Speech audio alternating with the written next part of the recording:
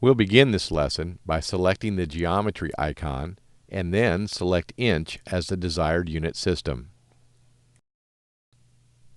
In order to create the solid model of the beam, we'll sketch a rectangle on the XY plane and then extrude it 18 inches, followed by selecting Generate.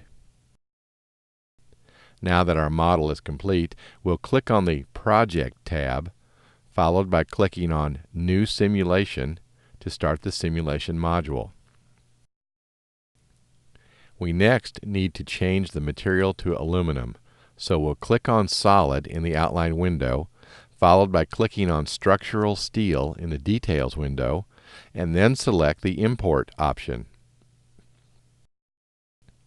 On the window that has just opened, we will now click on the radio button next to Aluminum Alloy, followed by selecting the OK button. We'll now set the analysis type to Modal Analysis by clicking on the pull-down menu New Analysis and then select Modal.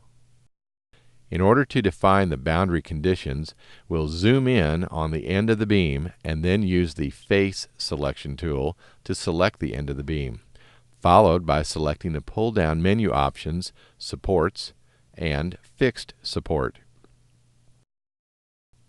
We must now specify how many mode shapes we want Workbench to calculate, so we'll click on Analysis Settings in the outline window, and then in the Details window, select the number next to Max Modes Defined and change it to 8. We'll now select Solution in the outline window, followed by selecting the pull-down menu options Deformation and Total, followed by making sure that Mode in the Details window is set to 1.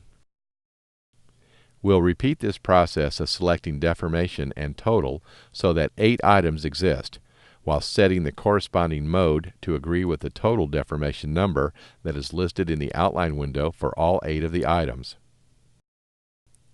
We are now ready to solve the problem, so we'll click on the Solve button. To view the results, we'll select Total Deformation in the outline window and then select the Show Undeformed Wireframe option in the toolbar.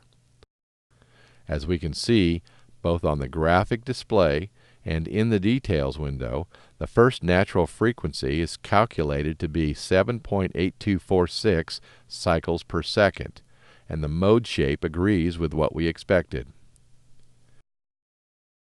We can continue to examine other mode shapes and their corresponding natural frequencies by selecting the different total deformation numbers in the outline window.